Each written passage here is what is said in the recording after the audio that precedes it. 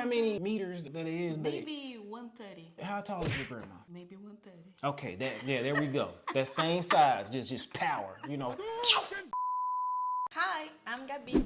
I'm KD. I'm from Brazil. I'm from the US. And today, We're going to be doing something a little different. We're going to be reviewing or giving our thoughts on a show that I recently watched called Ilhados com a Sogra, em português, and in English, Stranded with My Mother-in-Law. on Netflix. 8 episodes of craziness. Yes. So first, we're gonna give you a little background. A spoiler warning. Yes. In it's case you important. haven't seen the show, this is going to talk about dynamics of the couples. Not really going to talk about who won the show and who didn't win the show. In case you don't know the format, like within the first 2 episodes, spoiler warning. You have 6 couples. They go to this island thinking they're on a game show to compete with one another as couples. And they get to the first competition, and then all of a sudden, they see their mother-in-laws, whether it's the husband or wife on a boat, and it's a part of the first competition. After that competition, they find out that whoever is the son or daughter of the mother-in-law is leaving, and that the mother-in-law is stuck with the son or daughter's spouse for the entire of the competition, and that is the competition. All these people obviously have problematic relationships with their mother-in-law, otherwise it wouldn't be a show. And now you're stuck with this woman in order to win 500,000 reais, which is like $100,000 US. If it's worth it, depends of your mother-in-law. Some people, for day one, they're like, whoo, too much, I'm out. Based off of how you performed in the games, decided what type of place you stayed in. And it's 2 teams per house. Top tier, we're up here, they're down there, everybody's separate. Secondary is like medium, we're in the same room, but it's got an actual bed. It's nice. Bathroom. Bottom level, you on the ground. On the ground with the wing. The games were fun, some of them were kind of boring. It's all about communication. All the tests that they had is like, if the family communicate better, they won. So those are the games. Watching this show, I realized that I love my mother-in-law a lot. Me too. Benita, I love you. You are an amazing mother-in-law. Donna Hosey, we straight. We good. It's like easy. Like Really? it's really easy if I was on this show. Go to the island with my mother-in-law, it would be good. I feel the same way with your mom. So now that you get a gist of how the show goes, talk about how we feel about each of the couples. They're separated by colors. First, you have the blue team. The blue team, the mother-in-law is the mom of the daughter. The son and the daughter both live with their mother-in-law In the same apartment. in the same apartment. She takes care of the condo. Superintendent. She pays the apartment, Yes. but she doesn't pay the condo. They're not paying anything, and her work is the reason that they have a place to live. Yes. So they are basically living under the dictatorship of mom, and mom is riding it. She is fully enforcing, if you're gonna live with me, my way or the highway. You can't really blame the mother-in-law. I mean, true. if you as an adult choose to stay with your mother-in-law or mother, then you still have to abide to some degree by the rules of the household. And she sets those rules and you have to live by it. I didn't really feel like they had a bad connection. It's just them kind of competing with being adults, but still having a mother or mother-in-law that treats them like children. It's true. And I think that the main point between them is like a couple, they prefer to spend their money traveling, doing their own stuff. And it's like, oh, why I will buy my own house? Why you save money if I have everything right here? But the mother-in-law, it's not that she doesn't want that they leave. She wants that they leave. you Yeah. know, like, Oh, yeah. I want my space. Yeah. Go. This is the blue couple, Família Neri, The next one is the red team. Sassoni. Sassoni. The couple is a gay couple. They're real cool, but you have 2 very polar opposite personalities. The guy whose mother-in-law is on the show is very Naive. more naive, whereas his husband is very headstrong. Not only that, for lack of a better term, he's an asshole. That's just his personality. He's funny, but it's like one of those people that's like dry humor. It's kind of like me. He doesn't show a lot of affection And with his mother-in-law. His answer is like something that Right. is not good to listen. He called his mother-in-law, I think it translated to an old hag. You know what I'm saying? Yeah. Could be funny, but it's disrespectful. I would never ever say that to any woman, period. Like she said, the mother-in-law is a sweet lady. You want to root for this woman at all times. But for competition purposes, she's probably the worst person to be on the show. Really Really bad. Muito ruim. Muito ruim. Muito ruim. And that frustration at first you can see on the son-in-law's face. And I think he kind of grows throughout the show to kind of like, it is what it is, you know? I really liked how their overall story developed. Yeah. And then Oh we my have gosh. the purples, Tenório. Here's how their story plays out, all right? It was my understanding he proposed to the daughter before ever meeting the mother-in-law. And he had an opportunity to meet the mother-in-law at Christmas. She lives in Sao Paulo. They live in Rio. Like a 5-hour drive in case you're not from Brazil. He was like, I gotta work, can't make it. After that, the opportunity is when he actually proposed and she was pissed. She felt that you need to ask the parents for permission to marry the daughter and he didn't do that. So she had problems with him and hadn't even really met him in person. The first time they are meeting are on this show. She is a little firecracker. You hear me? 4'8" of just power. That's what I'm saying. 4'8" is one moment that they have after they realize that it's a competition. He goes, he's like, hey, we from the same place, let's get this money. And she's like, yeah, claro. And they really bonded at that point, but they portrayed to everybody else that they didn't really bond. Then we have the Castro, the yellow family. The yellow team. The couple owns a sex shop together.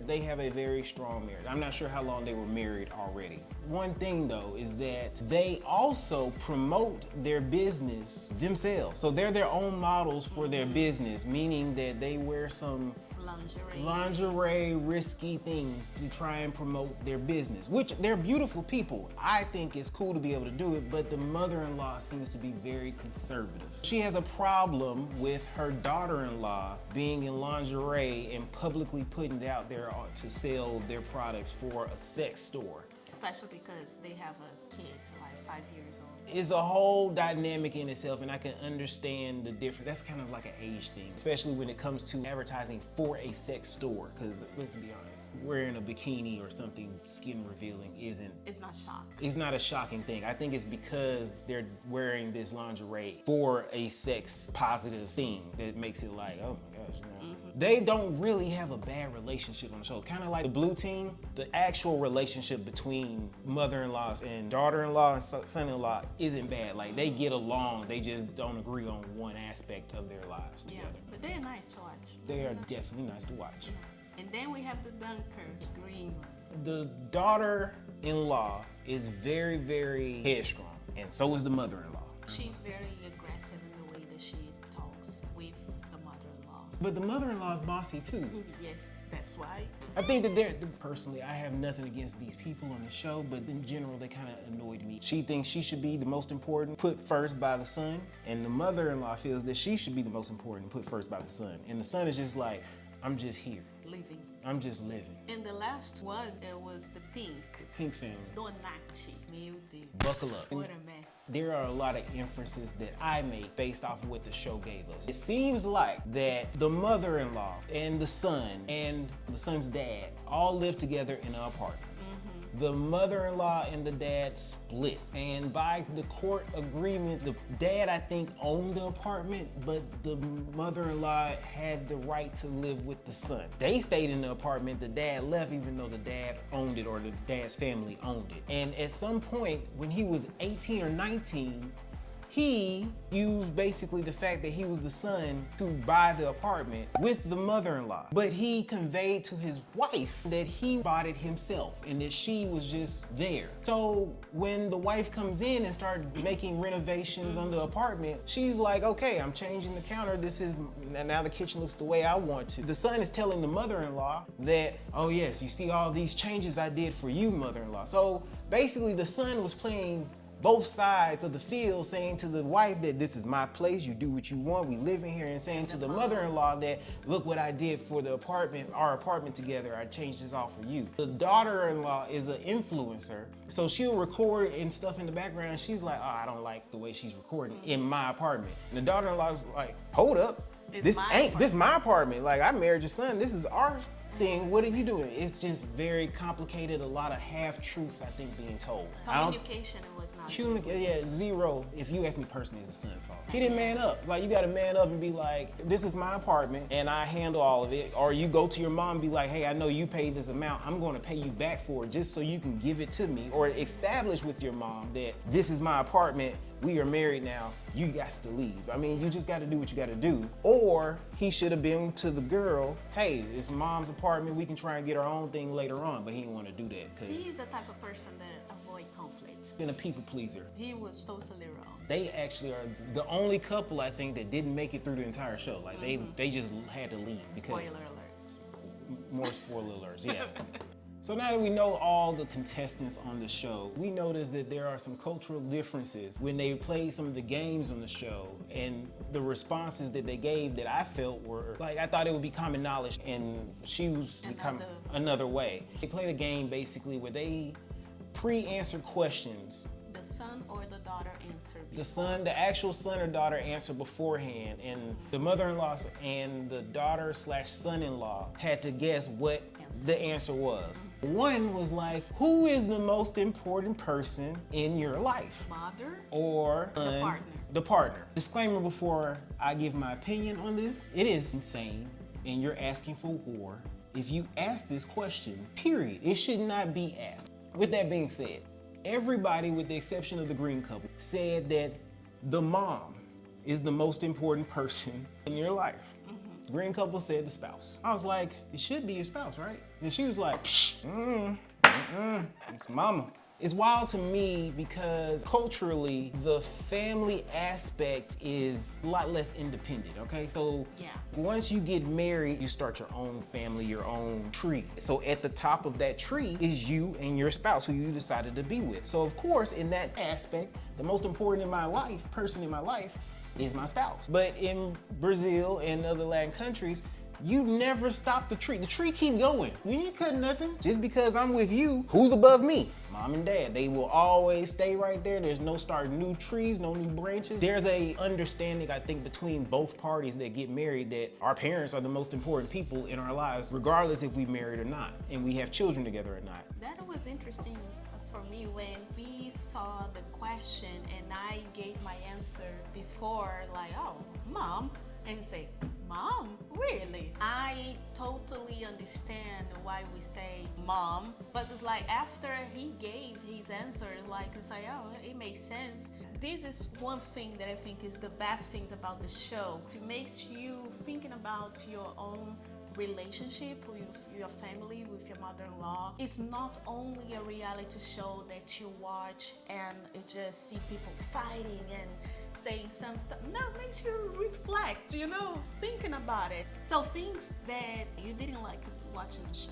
The show in general, the thing I didn't like, I understand them not telling the actual daughters and sons were still there, but the idea of how I gain points and lose points took away from that. Either this is a point game, we can win some money and work together, or we can discuss our feelings and have some type of kumbaya moment. We knew who the strongest families were. It was clear. Since the beginning. For me, it was not clear how many points the family you get before the test. The points just show up after the test. I can understand changing the rules mid-game, but like not making the rules clear, allowing that to happen to me seemed kind of unfair. I wish they would have got the children involved more into the games. And they were totally separate, and they had their own feelings watching everything on TV, but you never really got a chance for them to actually address everything.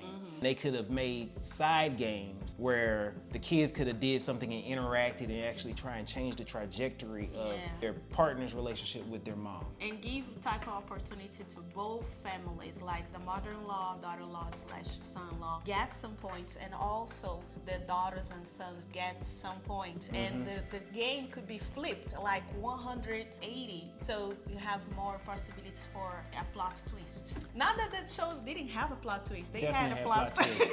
I really hope that they have a second season. I think they definitely will. And you guys from US, I really recommend that you watch. They have English subtitles. I'm really hoping that they have a reunion. Oh, yes. For all the couples, just to see how things played out, clearing up the things that happened on the show. Again, not going to get to details about it, but I told you the pink team, they They left, they gave up. Like, what's going on with that? You know, clear all that stuff up, so I'm hoping for a reunion. But other than that, I really enjoyed the show. It was fun to watch. If you like this type of video, please let us know. Write something in the comments. If there's something we missed, something we want to talk about, we need to do a part 2, let us know. But yeah, if you like this video, like the video, subscribe to the channel, and turn on the notification bell. We'll see you in the next video. Kiss, kiss. Ciao, ciao. Bye-bye. Bye.